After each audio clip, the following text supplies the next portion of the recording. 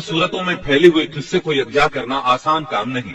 ایسے واقعات کی جزیات کو قرآن و حدیث کی چھلنی میں سے گزارنا انتہائی ضروری ہے۔ تو آئیے سنتے ہیں قصہ سیدنا موسیٰ علیہ السلام کا۔ اللہ تعالی سورۃ القصص آیت 1 تا 3 میں فرماتے ہیں، شروع اللہ کے نام سے جو بڑا مہربان نہایت رحم والا ہے۔ طا سین میم، یہ روشن کتاب کی آیات ہیں۔ ہم آپ کے سامنے موسیٰ اور فرعون کا صحیح واقعہ بیان فرماتے ہیں ان لوگوں کے لیے جو ایمان رکھتے ہیں۔ ان آیات میں اہل ایمان کے لیے نصیحت اور یاد دہانی ہے، جبکہ انہی آیات میں فاسق، نافرمان اور کجرا لوگوں کے لیے ڈراوا اور وعید ہے۔ فرعون یعنی ولید بن مصعب بہت جابر اور ظالم شخص تھا۔ ظلم و جبر کی ان آخری حدوں کو پہنچ گیا تھا جن تک شاید انسانوں میں سے کوئی بھی نہ پہنچا ہوگا، یہاں تک کہ اس نے رب ہونے کا دعویٰ کر دیا۔ وہ اللہ تعالیٰ کا انکار کرتے ہوئے کہا کرتا تھا۔ فرعون کہنے لگا، اے درباریوں، میں تو اپنے سوا کسی کو تمہارا معبود نہیں جانتا۔ کہنے لگا، تم سب کا رب میں ہی ہوں۔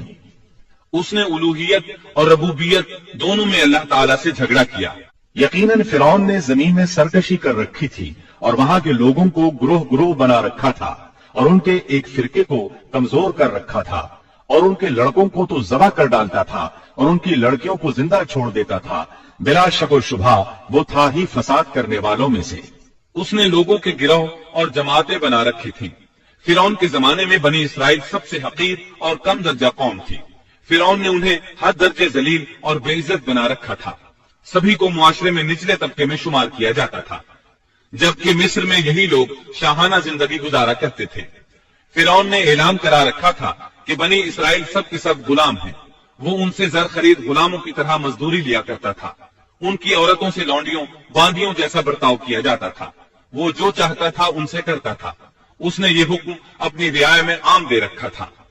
مصر کے باشندے اعلیٰ درجے کے لوگ سمجھے جاتے تھے، وہ قبطی کہلاتے تھے۔ فرعون نے بنی اسرائیل کو غلام اور محکوم بنا رکھا تھا اور اس نے ان میں سے ایک فرقے کو کمزور کر رکھا تھا۔ بنی اسرائیل اس ذلت سے نجات پانے کا انتظار کر رہے تھے اور اس کی وجہ یہ تھی کہ انہیں ایک بشارت ملی ہوئی تھی۔ اس کے مطابق ان کا نظریہ تھا کہ فرعون کے گھر سے ایک بچہ نکلے گا جو انہیں نجات دلائے گا، اور یہ بھی بیان کیا جاتا ہے کہ یہ بشارت انہیں اس طرح ملی تھی کہ خود فرعون نے خواب دیکھا تھا کہ بیت المقدس سے آگ نکل کر مصر کی جانب بڑھتی چلی آ رہی ہے۔ وہ آگ مصر میں موجود تمام لوگوں کو جلائے ڈالتی ہے، مگر اس آگ سے بنی اسرائیل کے گھر محفوظ رہتے ہیں۔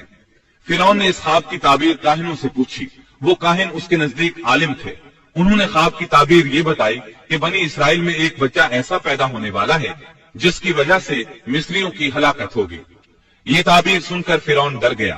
تب اس نے ایک خوفناک حکم جاری کیا، بنی اسرائیل میں جو بچہ پیدا ہو اسے قتل کر دیا جائے۔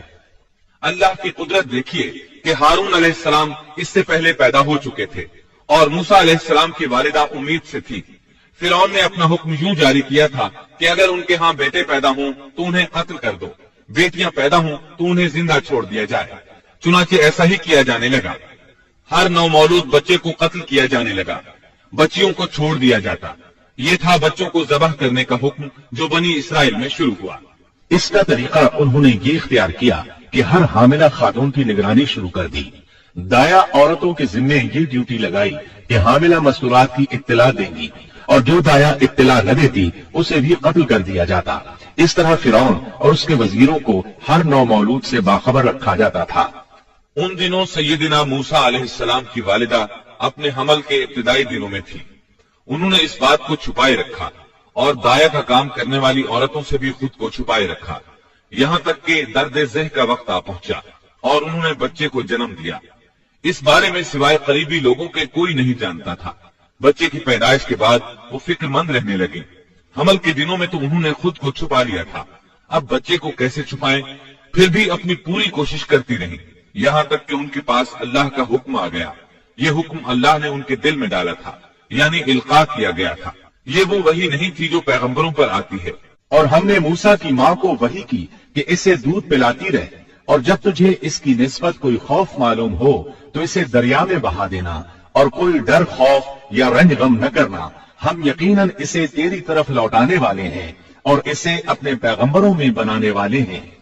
مطلب یہ تھا کہ جب تفتیش اور تحقیق شروع ہو یا خطرات بڑھ جائیں تو اسے دریا میں ڈال دیں۔ اس آیت مبارکہ میں بیک وقت 2 خبریں، 2 احکام، 2 حکم امتناعی اور 2 بشارتیں ہیں۔ یعنی ہم نے موسیٰ کی ماں کو وحی کی کہ اسے دودھ پلاتی رہے، یہ 2 خبریں ہیں، اور جب تجھے خوف محسوس ہو تو اسے دریا میں بہا دے، یہ 2 حکم ہیں۔ کوئی خوف نہ کھا اور کوئی غم نہ کر، یہ 2 امتناعی حکم ہیں۔ ہم یقیناً اسے تیری طرف لوٹانے والے ہیں اور اسے اپنے پیغمبروں میں سے ایک پیغمبر بنانے والے ہیں، یہ 2 بشارتیں ہیں۔ اور پھر واقعی تلاش شروع ہو گئی، بنی اسرائیل پر سختی کی گئی۔ موسیٰ علیہ السلام کی ماں نے اللہ کے حکم کے مطابق بچے کو صندوق میں رکھا اور دریا میں چھوڑ دیا۔ ساتھ ہی موسیٰ علیہ السلام کی بہن سے کہا، تو بھی اس کے پیچھے پیچھے چلتی جا۔ چنانچہ وہ دریائے نیل کی موجوں میں چلے اور ان کی بہن کنارے کنارے چلی، اپنے بھائی کی نگرانی کرتی جا رہی ہے کہ دریا میں ڈالنے کے بعد کیا بنتا ہے۔ اللہ تعالیٰ سورۃ القصص آیت 11 میں فرماتے ہیں، موسیٰ کی والدہ نے ان کی بہن سے کہا، تو اس کے پیچھے پیچھے جا، تو وہ اسے دور سے دیکھتی رہی اور فرعونیوں کو اس کا علم بھی نہ ہوا۔ صندوق بہتا ہوا فرعون کے محلات کے قریب آن ٹھہرا۔ محلات دریائے نیل کے کنارے تھے۔ اللہ تعالیٰ سورۃ القصص میں فرماتے ہیں، آخر فرعون کے آدمیوں نے صندوق اٹھا لیا، آخرکار یہی بچہ ان کا دشمن ہوا اور ان کے رنج کا باعث بنا۔ اب وہ اس کی بھلائی چاہ رہے ہیں، لیکن وہی فرعونیوں کے لیے وبال جان بننے والا تھا۔ اللہ سورۃ القصص آیت 8 میں فرماتے ہیں، کچھ شک نہیں کہ فرعون اور حامان اور ان کے لشکر تھے ہی خطا کار۔ فرعون کی بیوی نے فوراً پہچان لیا کہ یہ بچہ بنی اسرائیل میں سے ہے، چنانچہ اس نے کہا، اور فرعون کی بیوی نے کہا، یہ تو میری اور تیری آنکھوں کی ٹھنڈک ہے، اسے قتل نہ کرو، بہت ممکن ہے یہ ہمیں کوئی فائدہ پہنچائے یا ہم اسے اپنا بیٹا ہی بنا لیں، اور یہ لوگ شعور ہی نہیں رکھتے تھے۔ مطلب یہ کہ اس پورے معاملے میں اللہ تعالیٰ کی تدبیر سے انہیں آگاہی نہیں تھی۔ اس پر فرعون نے کہا، یہ صرف تیری آنکھوں کی ٹھنڈک ہے، میری نہیں۔ میں نہیں چاہتا بنی اسرائیل کا کوئی بچہ میری نگرانی میں پلے، لہذا یہ صرف تیری ہی آنکھوں کی ٹھنڈک ہے۔ ابن عباس رضی اللہ عنہما فرماتے ہیں، اگر فرعون یہ بات کہہ دیتا کہ یہ میری بھی آنکھوں کی ٹھنڈک ہے تو اللہ تعالیٰ اسے ہدایت دے دیتا، لیکن اس نے یوں کہا، یہ صرف تیری آنکھوں کی ٹھنڈک ہے، میری نہیں۔ اور پھر ہوا بھی یہی، موسیٰ علیہ السلام آسیہ کی آنکھوں کی ٹھنڈک بن گئے، فرعون کی آنکھوں کی ٹھنڈک نہ بنے۔ اللہ تعالیٰ سورۃ القصص آیت 10 میں فرماتے ہیں، اور موسیٰ کی والدہ کا دل بے قرار ہو گیا، یعنی اس کا دل موسیٰ علیہ السلام کی یاد کے علاوہ دنیا کی ہر چیز سے خالی ہو گیا۔ ماں کی محبت اور ماں کے دل کا حال ذرا دیکھیے، مصیبت میں اس پر کیا گزرتی ہے۔ وہ مہربانی جو ماں کے دل میں ہوتی ہے، وہ محبت جو صرف اسی دل کا خاصہ ہے، ہم مردوں کی جماعت اس کیفیت کو نہیں جانتی جو مصیبت کے وقت ماں کے دل پر گزرتی ہے۔ چنانچہ اللہ تعالیٰ فرما رہے ہیں، اور موسیٰ کی والدہ کا دل بے قرار ہو گیا، یعنی موسیٰ علیہ السلام کی محبت کے سوا اس دل میں اور کچھ نہ رہا۔ ہر وہ چیز جو اسے دنیا میں پیاری تھی موسیٰ کی محبت پر غالب نہ آ سکی، بس دل میں موسیٰ ہی موسیٰ تھے۔ اللہ تعالیٰ سورۃ القصص آیت 10 میں فرماتے ہیں، قریب تھی کہ اس واقعے کو بالکل ظاہر کر دیتی اگر ہم ان کے دل کو ڈھارس نہ دے دیتے، یہ اس لیے کہ وہ یقین کرنے والوں میں رہے۔ اب دیکھیے اللہ تعالیٰ کے کام، ان کے نور چشم کو کس طرح ان کی طرف واپس لوٹایا۔ بچہ جب محل میں پہنچا تو اس نے دودھ کے لیے رونا شروع کر دیا۔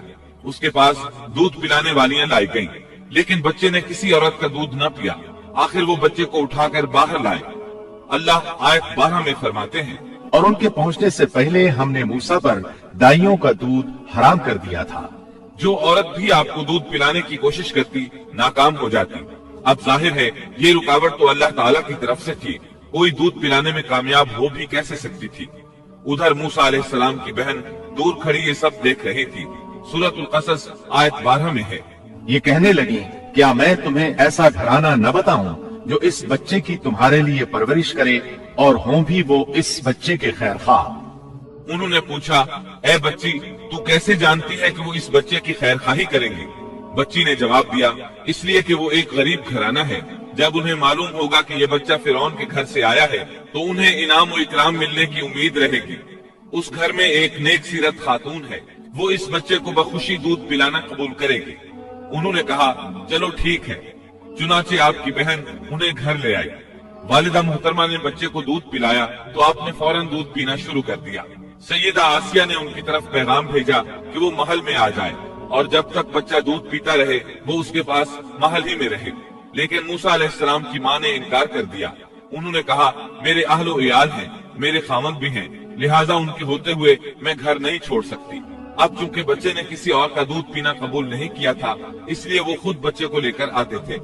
اس طرح موسیٰ علیہ السلام کی والدہ کا بے حد احترام ہونے لگا۔ فرعون کے ہر کارے تحفے تحائف ان کے گھر لانے لگے۔ اللہ تعالیٰ آیت 13 میں فرماتے ہیں، بس ہم نے اسے اس کی ماں کی طرف واپس پہنچایا تاکہ اس کی آنکھیں ٹھنڈی رہیں اور آزردہ خاطر نہ ہو، اور جان لے کہ اللہ کا وعدہ سچا ہے، لیکن اکثر لوگ نہیں جانتے۔ اس طرح موسیٰ علیہ السلام شاہی محل میں پلنے بڑھنے لگے، یہاں تک کہ 18 سال کے خوبرو نوجوان ہو گئے۔ اللہ تعالیٰ آیت 14 میں فرماتے ہیں، اور جب موسیٰ اپنی جوانی کو پہنچ گئے اور پورے توانا ہو گئے تو ہم نے انہیں علم و حکمت عطا فرمایا۔